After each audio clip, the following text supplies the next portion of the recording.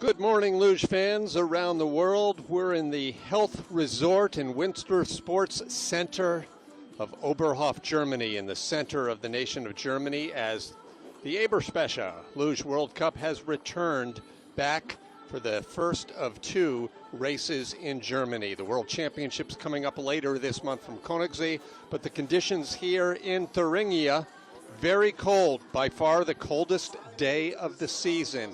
19 degrees Fahrenheit.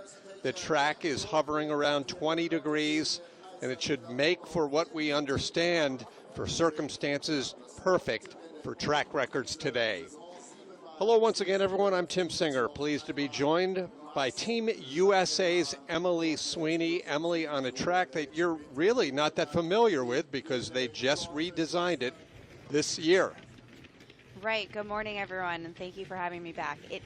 There are a few changes that have been made to this track, but a lot of it is the same. And the same principles apply as always. So here the men are going to be looking to go for a lot of smooth transitions. They're tight transitions on this track, and really everything in the labyrinth gets set up by this curve right here, curve 8, moving into this section. This is the newer section of the track. They made a few changes to make the track more efficient. They shortened some curves to lower the amount of energy that it takes to keep our tracks refrigerated as we need them to be. The final Kreisel, again, it's another ending Kreisel like we had last week. And there's a lot of high pressures and some good speeds to see from today. Our thanks to Sebastian Bly from right here in Oberhof for providing those great pictures. He's in today's race, back from a couple of weeks off on the World Cup. 32 starting. The first 17 had to qualify yesterday in the Nations Cup competition, a one-heat race that was won by Olympic champion David Gleicher. You'll see him on the next page here at number 17, and the rest of them are the seeded group, as they will count them down to our final competitor, Nico Gleicher.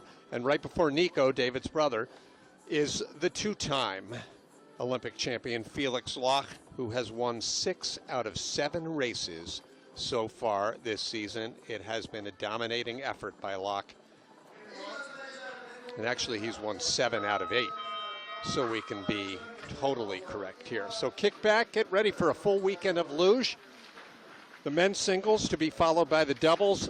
Then we've got women's singles, and that's it. No team relay and no sprint event this weekend. Kicking things off from Romania, it's 20-year-old Edvard Mihail Crăciun.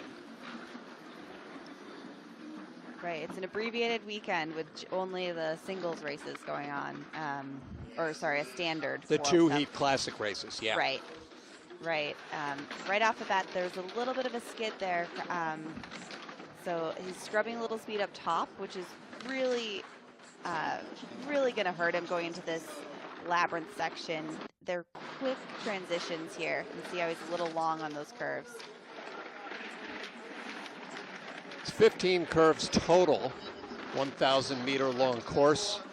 And Crăciun tapping. This is really one of the tricky spots right there. It's not just this finished Kreisel, but it's the exit of the curve right before that Kreisel, isn't it? Right, curve 13. And if you're behind going into 13, the pressure hits you like a ton of bricks, and that tends to have some interesting exits happen from that. So we'll see. The men did a great job last week in Sigulda, so you're coming from a technical track moving into Oberhof, and that plays a part. Kind of sometimes if you're coming from Eagles coming to Oberhof, a lot of the times everyone's a little bit slower, but coming from Sigulda, everyone is sharp on their technical driving, so it should be a cleaner race this week. One down. Don't be fooled by the light snow falling. It's not expected to be much of an issue today. Perhaps a little bit of light snow on and off throughout the day, but nothing that's expected to hamper the race or accumulate. The first of the Italians now on board, and one of the youngest racers in today's event, 18-year-old Alex Gufla. Right, the young Italian in today's race, or one of two. They're actually brothers, so this will be fun. I don't know how many World Cups they've entered together. Maybe just Koenigsegg, if off the top of my head. I This think may be the second World Cup. No, they were both in Eagles. I would say this is their third race together. Okay. It's always a fun experience to share with your sibling. Sounded like a skid there, but it looked pretty clean. Well, he's back and forth on the straightaway to 14. Cleans it up there for the exit. But as you like to say, scrubbed a lot of time. I do. With all this commentating, am I predictable already? No, a good commentator has their catchphrases. Okay. So scrubbing time or bottom gainer, these are Sweeney-esque comments. But it's so true. And here out of 13, he just has that little bit of long direction coming off. He does a great job. You see how he's shifting his body there to try and hold it to the curve to the wall that he just hit, but it got away from him. It's been a bit of a down year for Romania's Valentin Cretu as he grabs those handles coming off of his best result of the season, which was a 22nd place in Sigulda. He's missed a lot of races. The Romanian team has probably been the most plagued nation from positive COVID tests this year. Not Cretu, but some teammates and coaches. Right, and that's challenging. I mean, everyone has felt the effects of COVID this year, and to be pulled from World Cups. I mean, the U.S. and Canada, we took the first entire half of the season off, but knowing that it was just off the table, you can reset. But when you're taken out unexpectedly, like the Romanians were, you're in reaction mode, and you can't really plan. I think that's the hardest challenge of this year, lack of planning. 43.618 is still a half second off of a track record that I stand by my comments earlier. We expect will fall a little later on this morning. For Raluca Strama-Turaru, Valentin's roommate, she has twice had to take 2 weeks off. So that's quite the interruption of inconsistency.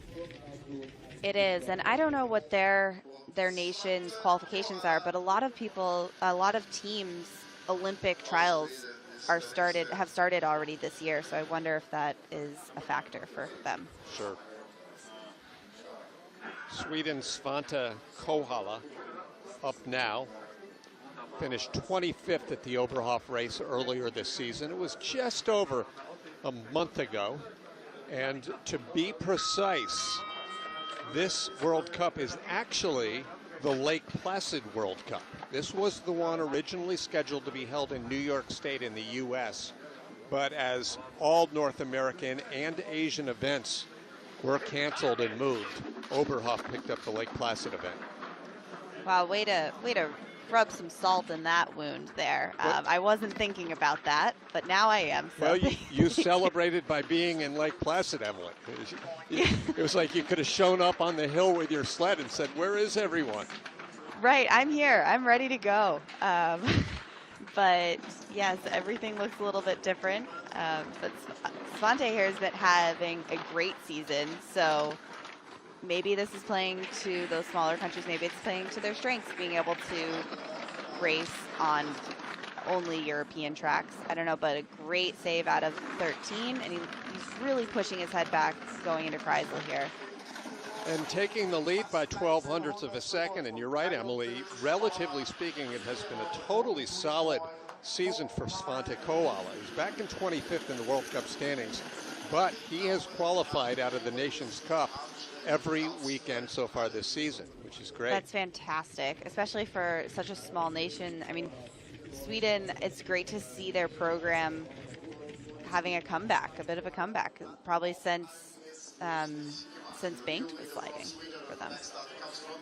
That's the USA coach, Bengt Baldin, and who Emily's referring to in a perfect segue, because we have our first American ready at the top now. It's Johnny Gustafson, the 23-year-old, of course, did not race here earlier in the season, but was the highest placing USA slider in the men's singles last year at the World Cup on what was a disappointing weekend for Team USA. Johnny's 21st place was the best result.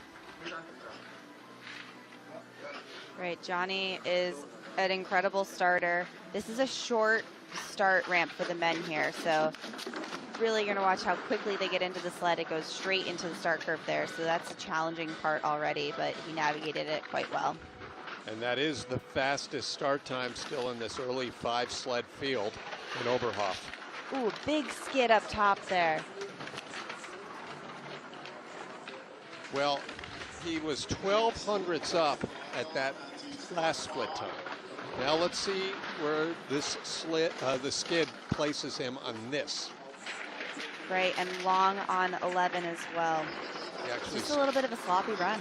Yeah, he stayed exactly the same from one clock to the next. But certainly it's not going to help him when this run is done. Move up the leaderboard. 43.321, the early lead for Team USA. Hey, has the rest of the coaching staff for your nation made it over to the World Cup yet? Not yet. We're still working on that. Okay.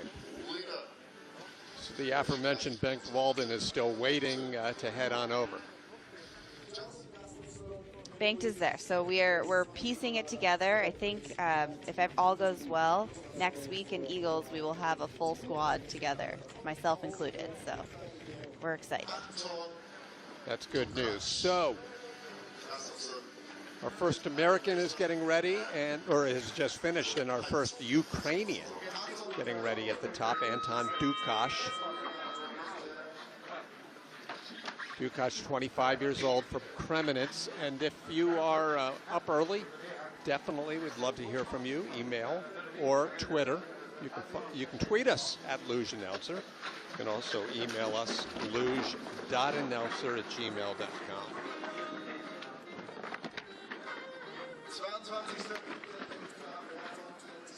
Anton has held the track record here previously, so this is a great track for him. Trailing the American Gustafson at the midway point. Very high on the end of 10, but it worked out well. Hearing a few skids, but seeing him come off of these corners okay. Not a bad exit there. No, and this is another Kreisel, the Finnish Kreisel. There's so much time. We don't see the entrance here at the camera angle, but it's so important for all the sliders to get as close to that right wall as they can. The best person that I've ever seen do this was Julian von Schleinitz, a former German slider, and he found time in Kreisel that I didn't know was possible. So there is a lot of time there. The run is not over until you're finished across the finish line. Julian has provided us with some great POV camera shots over the years, as well as competing. Speaking of Kreisels, Emily, a question comes in from Ken, who, as always, is up early in North Carolina watching this morning. And Ken's question is, where do you prefer your Kreisel to be? Mid-track, like Koenigsee, or at the bottom, like here in Oberhof? I'm going to go with the middle of the track. Typically, if they're at the end of the track, they're a little tighter, which means that the pressures are higher, and my neck is not as strong as it used to be, so I prefer them in the middle with a little bit lighter of a pressure. Your neck's been through a lot over the years. Ken, thanks for that question. You can find out all sorts of luge, not to mention bobsled skeleton news on Ken's great website, slidingonice.com. He's also got the natural Natterbahn results posted up there. Middle of the track, they have Koenigsee, but also Altenburg, right? Calgary, those are middle of the track Kreisels. Eagles, where we'll be next week in Innsbruck. Yes, I think Oberhof and Sigulda, I think, are the only two that end on a Kreisel. And Beijing also has one in the middle, so we'll see how that goes when we get the opportunity to go there. Crossing our fingers on that one. Gustafson of the U.S. continues to lead.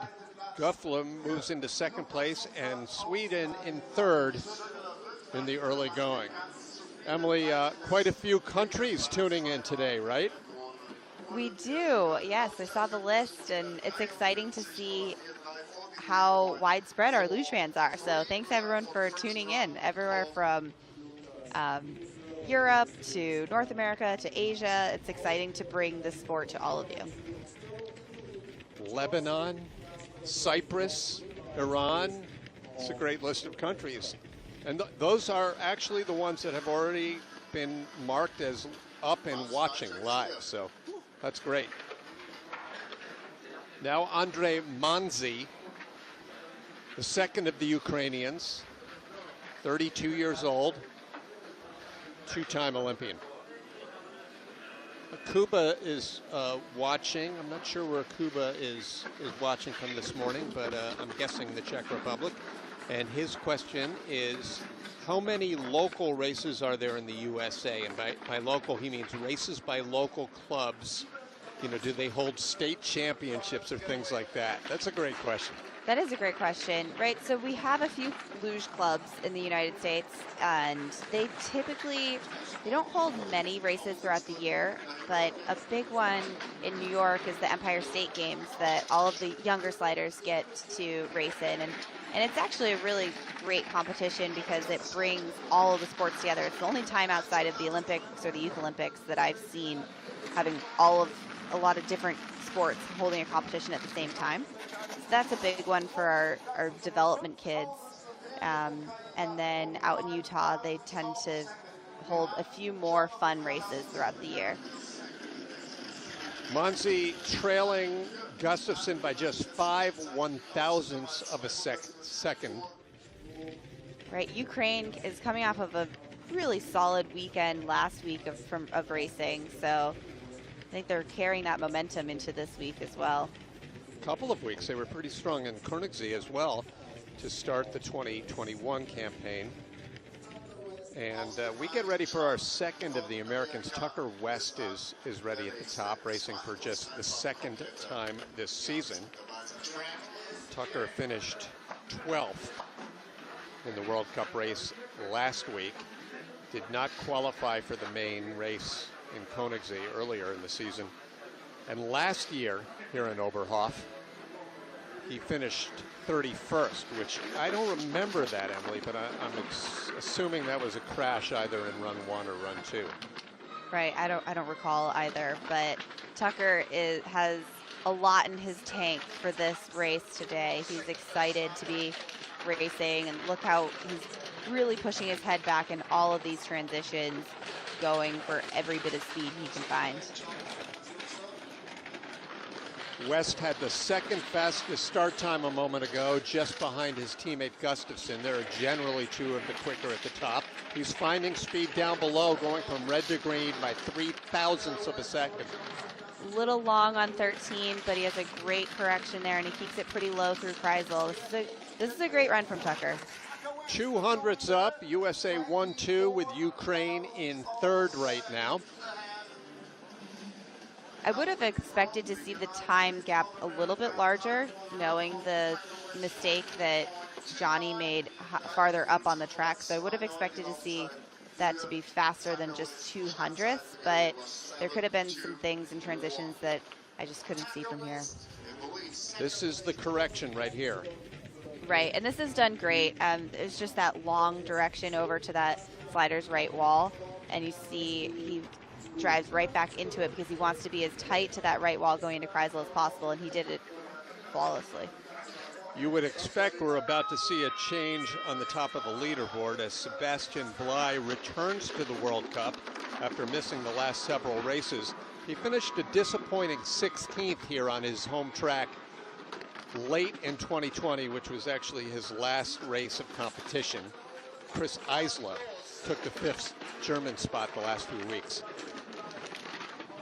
He's a great setup coming into the labyrinth here. Or sorry, right here, coming into the labyrinth.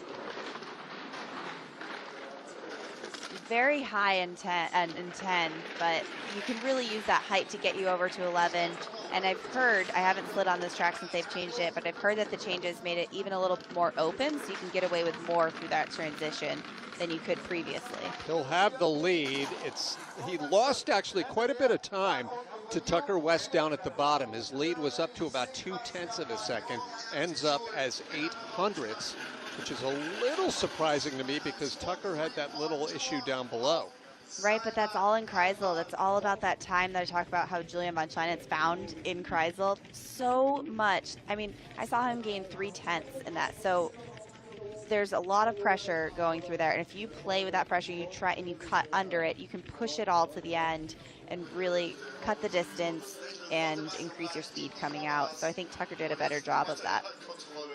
Red light for Sebastian Blay means that he will go through the sled and equipment check and be weighed down there at the bottom before heading back to the top, which is where we go right now with our cameras for the first of the Russians, Pavel Repilov. The silver medalist at last year's Youth Olympic Games stormed onto the World Cup scene. His debut 2 weeks ago in Königssee was in 11th place, but then back to reality in Sigulda last week, where he finished 33rd. On the track he probably had not spent much time on. I mean, he's from Russia, so maybe a little. Right. He's had in Nations Cup, his start was not very fast, but he really slid his way up the rankings. And I think we've seen this year that the Russian sleds have a lot of speed in them. I am particularly interested in seeing how fast Semyon Pavlyuchenko can go today. So this may be a good indicator to see how much time Pavel can pick up down the track. We'll see here as he's 200. So if this moves into the green soon, which it does, then you are right. Right on cue. But he had a huge problem out of 14 and may lose it all here, losing speed in the Kreisel. Hangs on to the green. So to your point, Emily, even despite the double tap on the transition between 13 and 14, he maintains the green and takes the lead over the German. Right, and he did do a good job higher up on the track. I mean, that was a huge mistake coming off of 13 here. A lot of direction, and it happens very, very quickly out of the curve. Look at the air he catches there, and that's a huge mistake. There's no denying that. But he did a great job of building his speed up until that point, so you can get away with a little bit more with the mistakes farther down the track. But I would have thought that there would have been a little bit more of a time loss there. 1, 2, 3, Russia, Germany, USA. We're just 11 sleds into the 32 sled field. Canadians back in action this week after skipping last week's race in Sigulda. This is the only man on the Canadian squad right now, Reed Watts, 2018 Olympian. Canada actually spent last week here in Oberhof doing some extra training. And you mentioned Pavlyuchenko, Emily, and Luge moms, as always, up early, watching. And their question is, who is your prediction for the top Dom Fischnaller finishers in the men's race today? I'm sorry, that just came out. Interesting, right. Great, completely unbiased question there. I don't know. It's so... a lot of people say that this is a German-dominated track, and that is for good reason. It's a lot more challenging for other countries, especially North American countries like Reed from Canada here, to break into the top on this track. And that's just because the rhythm of this track is different than any other. It is a traditional luge track. It was built only for luge, not for bobsled and skeleton, so it's a complete different setup than what you need for a lot of the other tracks. And so the Germans have that dialed in. So I would say it's not going out on a limb here to say that Felix Locke is probably the favorite. But that being said, maybe we'll see another country sneak onto that podium. Well, and yes, maybe Dominic Fischnaller. Felix has a long history of success on this track in Oberhof, even in the years that he hasn't been as solid as this season. He's always done well on Oberhof. Of course, it's not his home track, but he just seems to love it. So we'll see. Locke will be the second to last to go. Thanks for that question. And we move along now to the third of the three USA athletes, Chris Mazdzer, the elder statesman of this American program now at 32 years old. Chris is a three-time Olympian, competing later today in doubles as well as today's singles competition. Right, he has a very busy day ahead of him.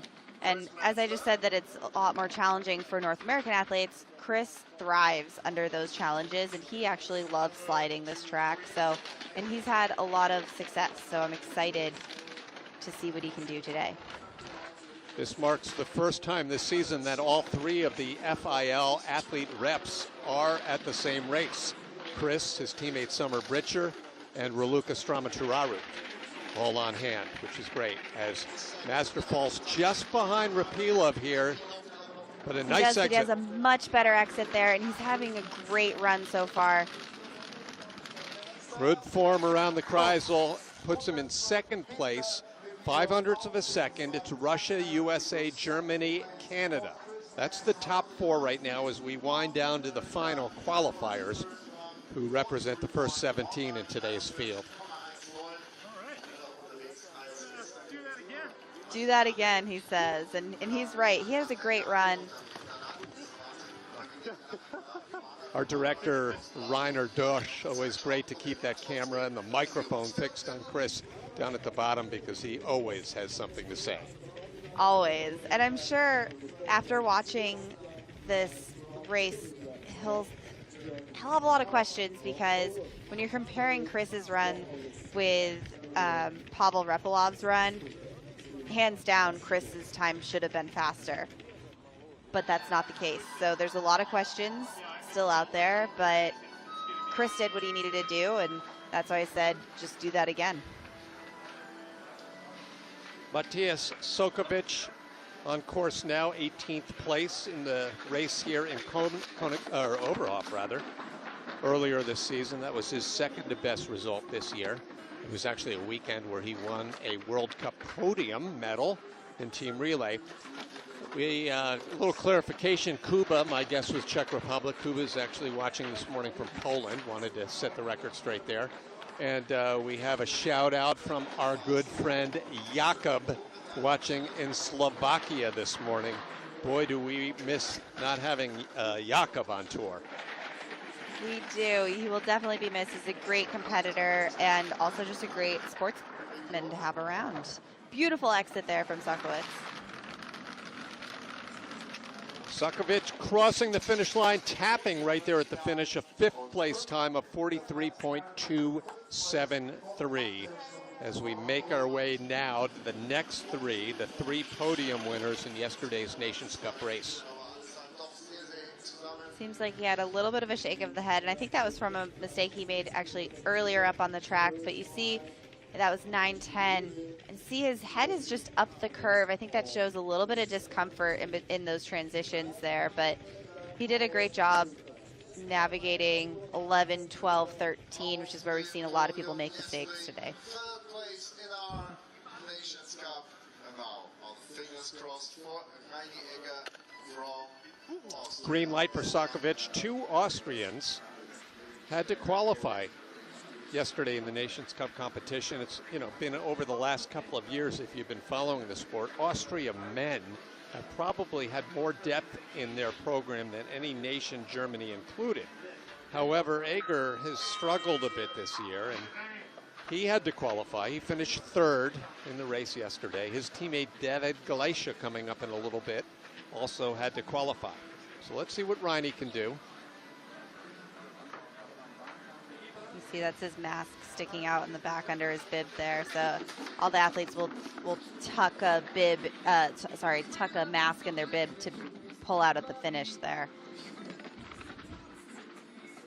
Good start time, fifth fastest start time, but as you see, 0.02 of a second faster than the leading Russian. What's the biggest challenge here in the top few curves in your mind? So the men have a few extra curves than I do, but it seems like off of three, they're just a lot of athletes have been sliding off the curve. So with a lower speed, there's a much greater chance of not holding the pressure on the curve and just sliding down kind of perpendicularly. And that's what I've seen a lot of athletes do. So you really have to blend those entrances and push the pressures, as much pressure as you can with the lower speed. Reini likes to do that little finger move, like so close yet so far. We've seen that a few times from him this season, and he's right in this case, 0.04 of a second. at the moment separating his Austrian from the leading Russian. That's so much of our sport so far. So there are a lot of sleds to come, and I expect to see these. I'm expecting a track record today, and actually, I was thinking about it after you asked me earlier. I also think Pavlichenko. I remember Semen Pavlichenko's run from last year in the World Cup.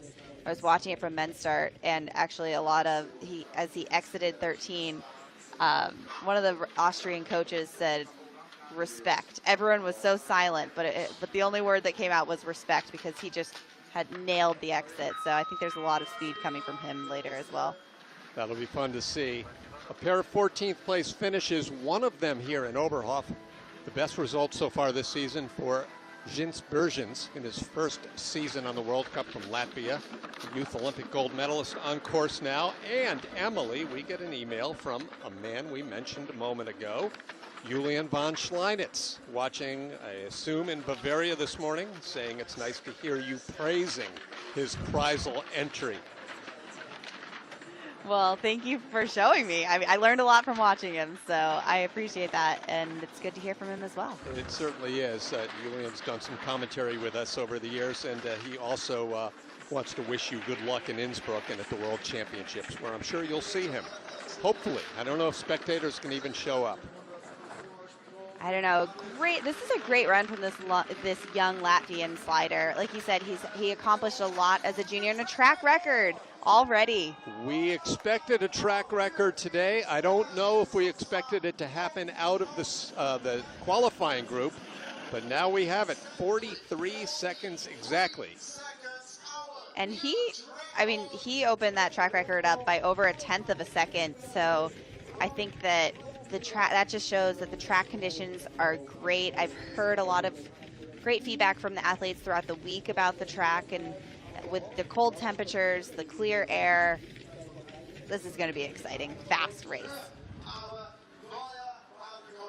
He looks pretty chill about setting a track record there, but he's put himself in a good position for run number 2 to have his best result of the year.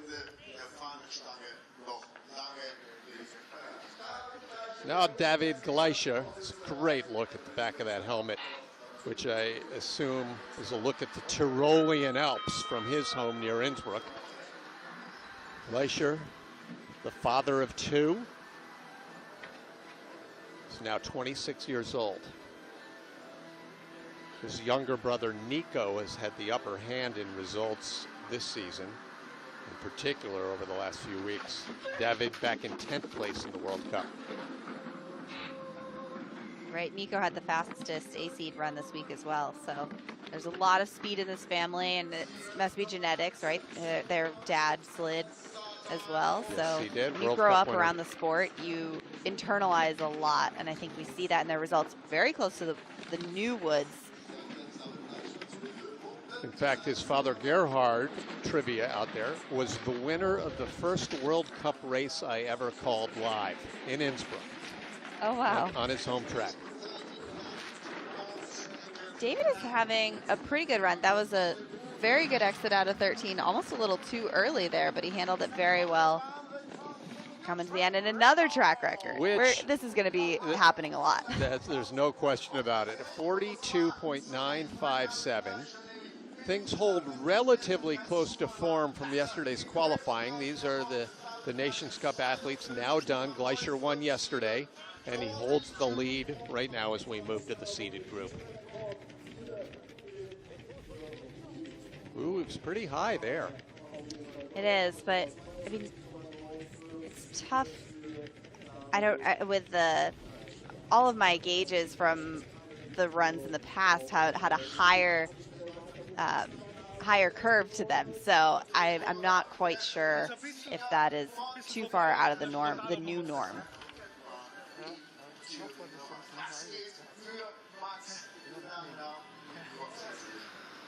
Okay, Max Langenham, the second of the Germans, and the only man in men's World Cup luge not named Felix Lach to win a race this year.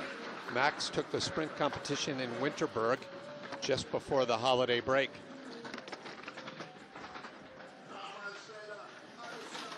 This is his home track, although he finished 9th here in the 2-heat World Cup race held in December. He's looking very good so far. Really, he's such a tall athlete. He looks so long on the sled, and that's really important to show that you're stretched out, trying to be as aerodynamic as possible. Part of this Thuringian program, 0.05 of a second. Really nice exit. A little back and forth in the straightaway to Kreisel, but it right, should but be. he does a great job of holding it to the entrance of the curve. 42.905. Again, it's exciting to see that TR flash on the screen, but keep in mind, anyone among these last 15 who take the lead will do it with a track record. Right, but it's not very often that you see a reaction out of Norbert Lock like that. That's true. So I think he's proud of that run for his younger athlete. It's exciting to see.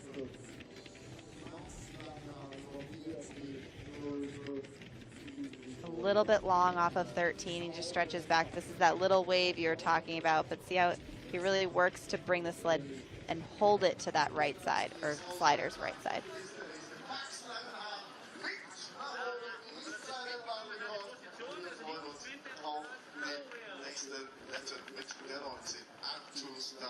Arturs Darznieks, the next of the Latvians, ready at the top, coming off of his career best 4th place finish.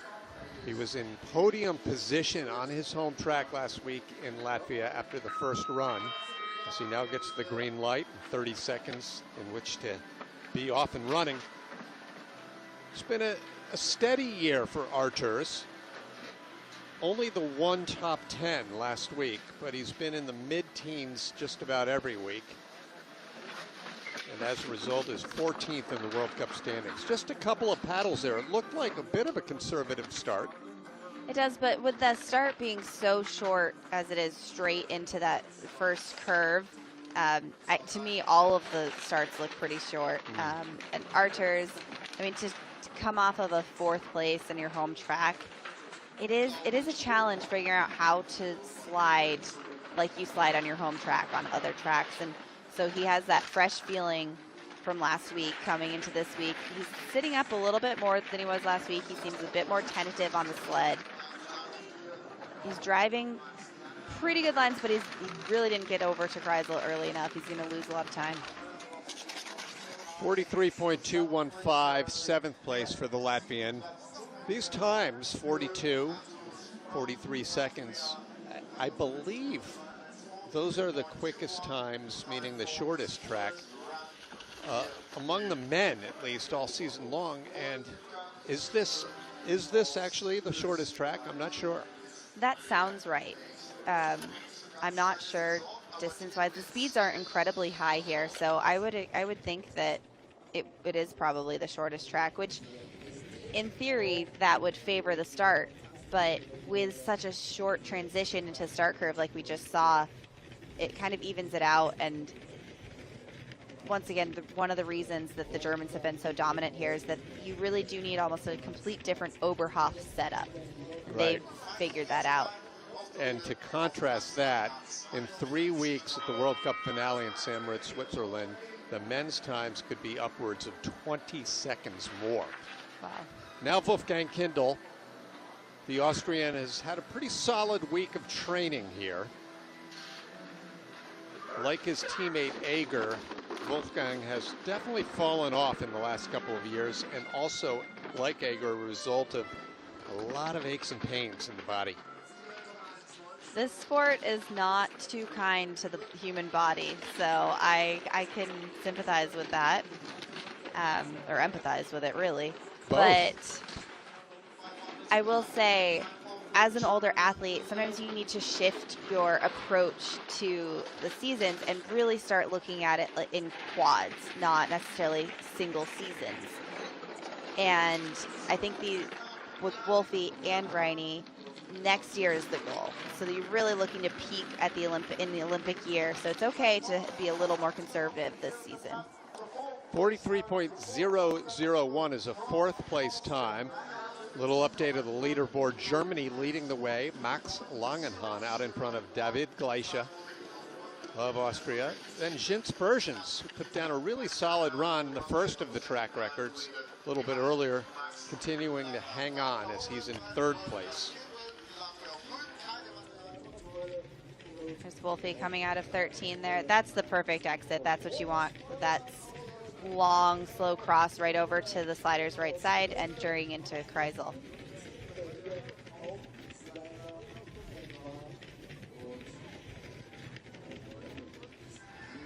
Run number one continuing here from Oberhof, Germany. As Kindle gets a good look at his splits. These athletes want to know where they stood at every point along the course. And now it's Moritz Bollmann, the third of 5 Germans, also on his home track. Locke, the only Bavarian among the German men. The other 4 are from here in Thuringia. And is it a different type of athlete that performs well on this kind of start, 2 paddles and down, as opposed to one of those 7 or 8 paddle starts? It can be. I think what's really important here is having a quick settle. So some athletes, the athletes that have a slower settle that don't really get in the sled very quickly, that's really going to be a hurdle for them on Oberhof and also the World Champion track in Koenigsegg. It's a great point. And those of you who watch bobsled as well are sliding sports fans. You know, they know as important as how fast you're running, it's how quickly you're getting into that sled. And this is the Luge version of that, the settle. This is a sloppy run. It is sloppy, and you're seeing how even exiting 13, he was really sitting up. You're just seeing that he's a younger athlete. He has a lot of experience to gain on the World Cup tour still. Bollmann has been a full-time World Cup athlete as Coach Norbert Locke has shifted Isla and Bly back and forth. It makes me wonder whether Isla may have performed a little better this weekend here, but we'll never know. That we won't. And you see, look at his head, how it's really pitched up the curve. You can see space between his shoulder and the pod, and he's all over the place. You really want to be subtle and centered on the sled, even with these tight transitions, especially with these tight transitions.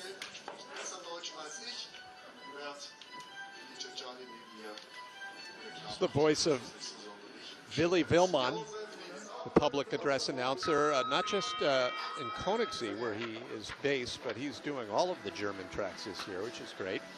Lots of fun. He loves spending time with the athletes.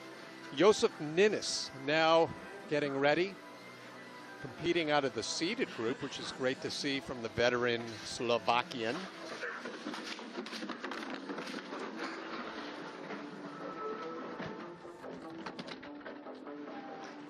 Josef is not traditionally the strongest starter, but he got into the sled quickly, and he tends to be pretty quick on this track, but not with the line like that right up top. Well, you're being kind when you say not the strongest, because his start time was 22nd out of 22. He was nearly 3/10 back at that last split time. One more intermediate time coming up now and losing a bit more. And all of that is coming from up top. His lines were not bad in the middle section of the track. His experience is showing on that, but with a mistake up out of curve 3, there's only so much speed you can find. As a point of comparison, his speed of 75.7 was, you're not going to believe this, Emily, it was the second fastest speed of anyone. Wow. So Ager was the only one faster. Speed really not necessarily translating into fast finish times on this track. We talk about that from track to track. It matters, but you have to put different stock into it from week to week. Absolutely, and speed traps with luge specifically compared to bobsled and skeleton tend to have a little bit more inconsistencies with it, just because it's not a solid sled that is breaking the eye. It's typically our feet. So there's a lot of differences that can come from that. Alexander Gorbatsevich on course now. Career highlight, a 6th place finish at the World Championship last year. although he's had a podium or possibly two on the World Cup. Nothing even remotely resembling that so far this season, including here in Oberhof last month where he finished 23rd.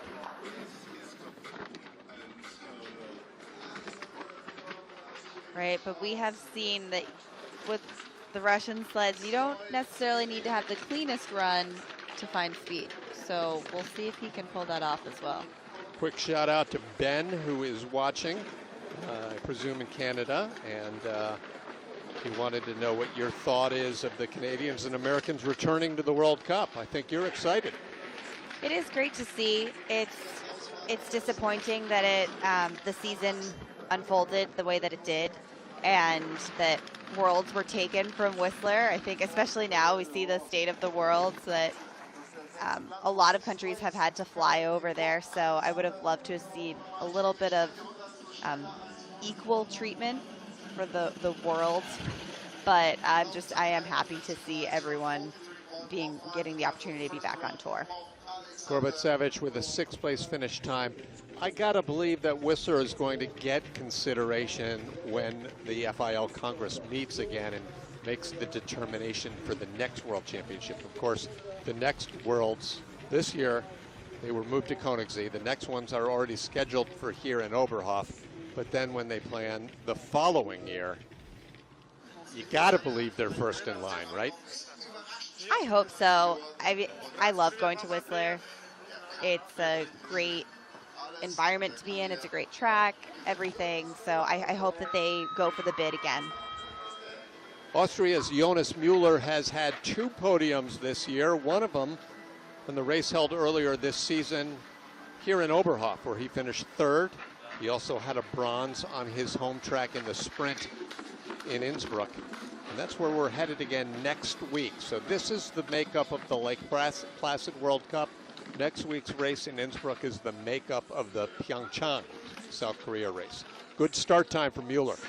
Best. Great start time. That's 500s faster than his A-seed run start time yesterday. How did he do in that seeded group?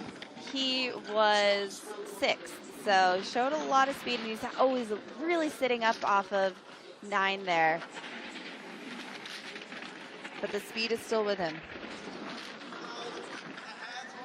Well, we're looking at potentially another track record here with the very smooth exit off of 14. Only in the finish, Kreisel across the line, 42.855. So Müller into the lead for Austria, and what's a little scary, Emily, in talking about that A seed, if I recall, Felix was 2nd in that group, but only a 1,000th of a second in back of whoever won that group, and that's a little scary because Felix tends to experiment on that final day of training. Right, great memory. Yes, he was 1,000th behind Jonas's teammate Nico Gleicher. Right. So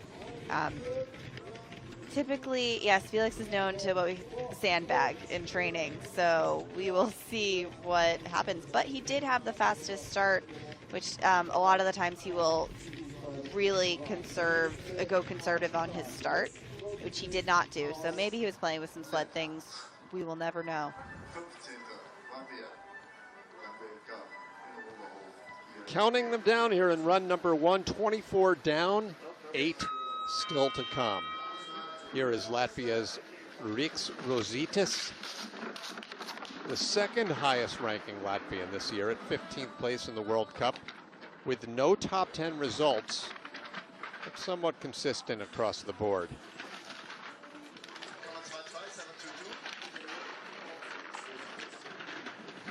Riks is one of those sleds that you watch, and it's confounding how he finds as much speed as he does down the track. We'll see if he can do it on this technical short transition track. It's quite different than the Sigulda track that is for his home track, where there's a lot of long straightaways. Here there's one straightaway here, but everything else is such short transitions. It's a sled that was built by his coach, Martins Rubenis. He is a 7th place finisher right now, 43.148. How about that? There's Martins Rubenis right now. It's almost as if our director, 4,000 miles away, heard me say that and then went to the shot. Oh, they always go to the coach, don't they? Not always, so we'll see. But here, a great exit. I think that's why Martins Urbanus had the hands the way he did. It showed he had a straight shot down the straightaway there. It was a very respectable run.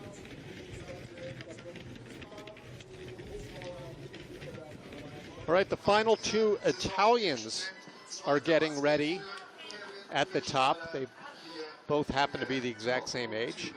They both happen to come from the same town. They both happen to share the same last name. And first up will be Kevin Fischnaller. They also both had top 7 results at the Olympic Games. Kevin finished 7th. His cousin Dominic up next was 4th at those Olympics in Pyeongchang. So now on course, Kevin Fischnaller, a one-time winner in his World Cup career.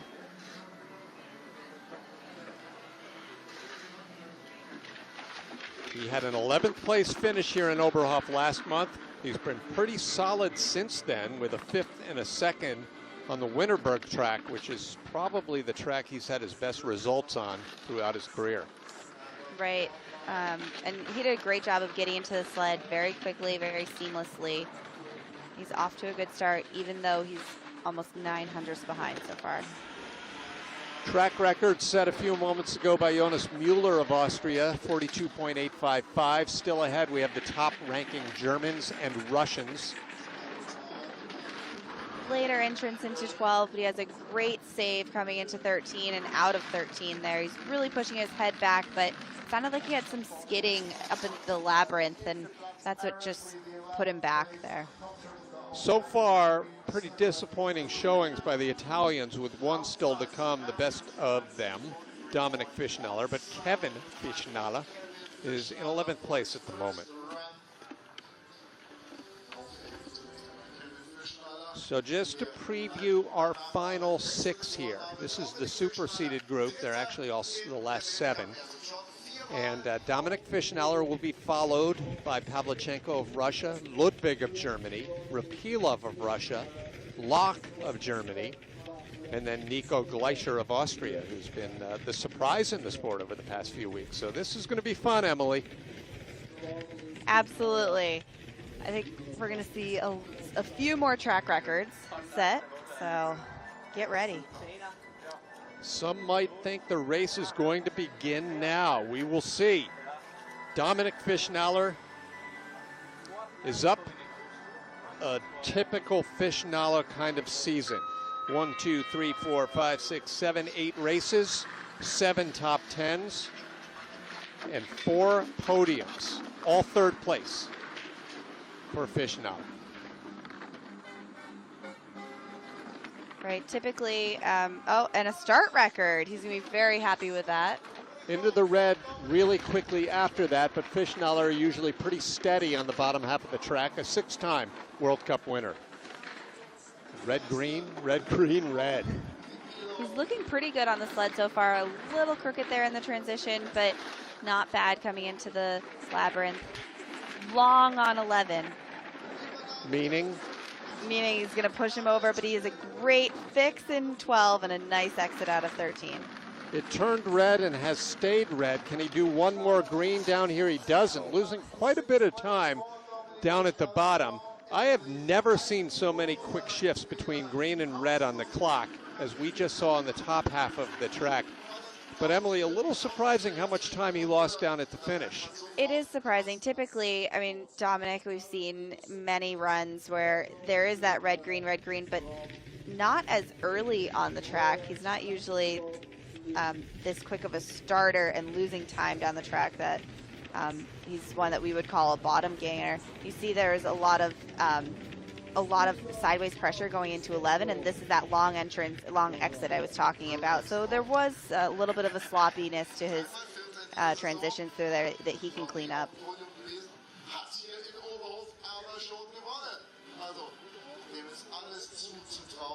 5 now getting ready to come as one Fischnaller has finished, another is watching the action, and here's Semen Pavlichenko.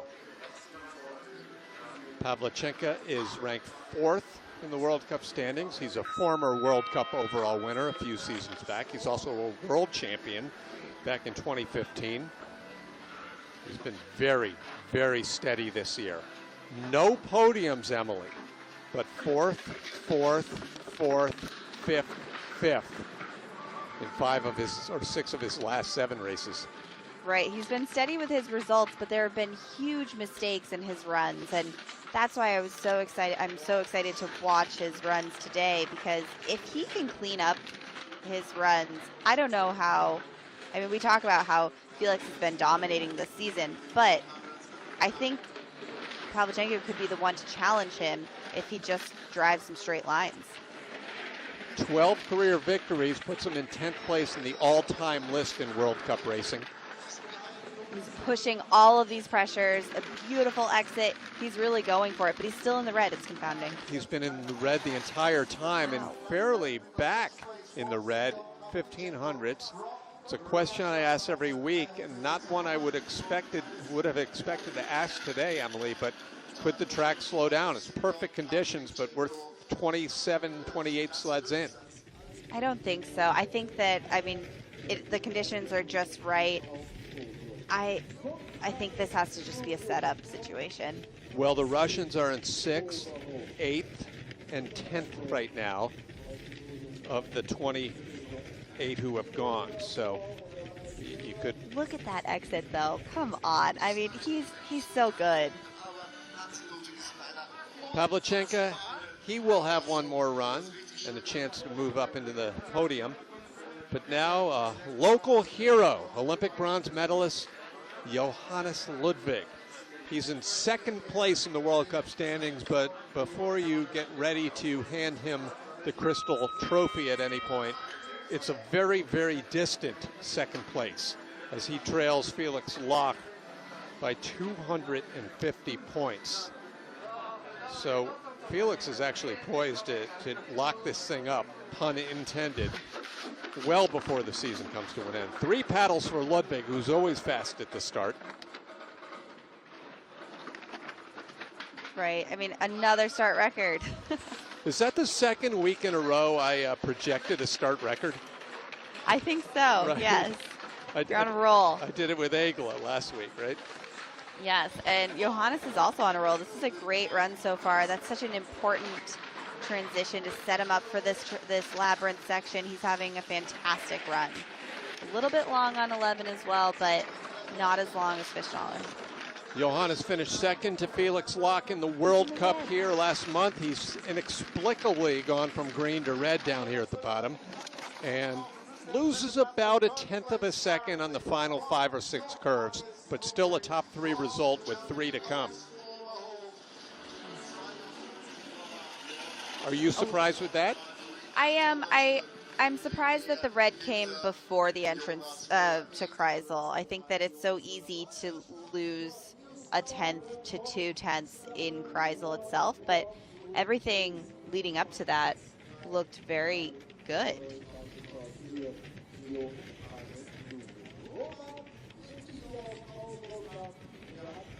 Roman Rapilov of Russia up next. He'll be followed by Felix Loch of Germany. And then run number 1 will end with an Austrian, Nico Gleischer. So here we go. It's Mueller of Austria leading the way. Don't count Ludwig out in run number 2. Absolutely not.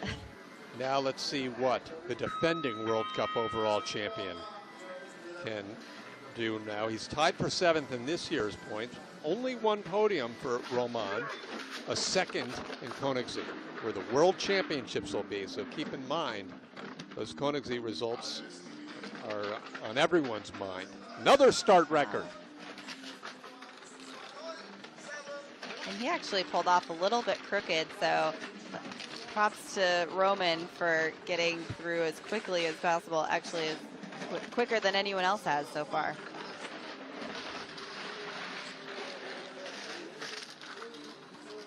Great transition there.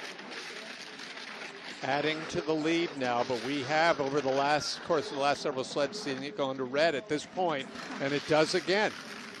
What did Jonas Mueller do through 12, He 13? shifted gears at the right point. 3rd place time. Friends, Romans, and countrymen. Those Russians are in 3rd, 8th, 10th and 12th right now.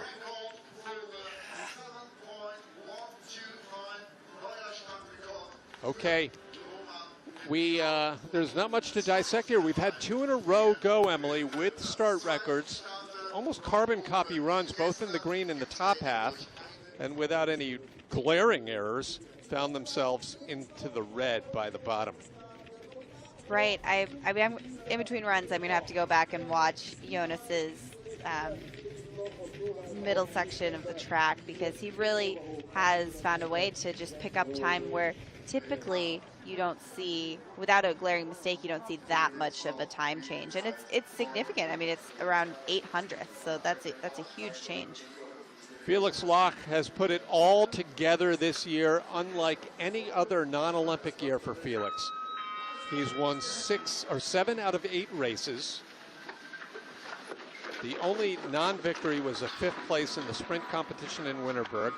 A confident 3 paddle start. Let's see this start time. 3rd in a row with a start record. Now, if he's like the last 2, he'll be in 3rd or 4th place down at the bottom. But we know better with Felix, don't we? We will see, that's for sure. And I mean, you see, we've talked about how this is the best he's looked in years, and you see he seems to be sitting up a little bit more here on other tracks that I've seen this year. But that being said, it's still better than I've seen Felix slide in years past. Threatening to make a joke out of it this year. He opens up the lead to 1,200. Now, if this is even more, and it is 42.673, this is just confounding. I mean, Felix is, of course, one of the 2 or 3 greatest in the history of this sport, but he's doing things on an entirely different plane this season. He just broke the track record from where it started this morning by almost half of a second. I mean, that's insane. Sandbagging yesterday in training? There's no, probably yes, but also, I mean, half a second. I know that this has been changed a lot, but I would really love to know what's going on in that sled. Well, yeah, of course. Only Felix and George Hackl know for sure, but that was great form. That was so impressive, that exit out of 14. It was Pavlichenko-like, with his head buried back on a track he knows so well. All right, Nico Gleische to conclude things here in run number 1. Nico, 23 years old from Südtirol, having a terrific season. Off to a slow start with the 12th and 15th, but his last 6 races have all been top 10s, including a podium, a 2nd place in Winterberg. Fastest yesterday in training, last to go here in run number 1. Right, the time difference, as you said, between Felix and Nico yesterday was 1,000th of a second. If he can keep it anywhere close, he'll be in a great position going to the 2nd run. 2 Austrians still in the top 10 right now in the standings, including Jonas Müller, who's in 2nd place. Riding a little high on these walls. A little bit, and it's not the best setup going into the labyrinth, but like I said, I've heard that it's a little more open, so you can get away with things that you wouldn't have been able to get away with in the past, and if he's really letting the sled run, but a big mistake out of 13. Unfortunate for Gleische, who's been so solid the last few weeks and all week in training, but he finds himself in 16th place on a bit of an anticlimactic end to run number 1. Right, that's quite disappointing. With so much promise in yesterday's run, to have a performance like that is tough to handle. Sometimes you're just thinking a little too much about how well you're doing all week.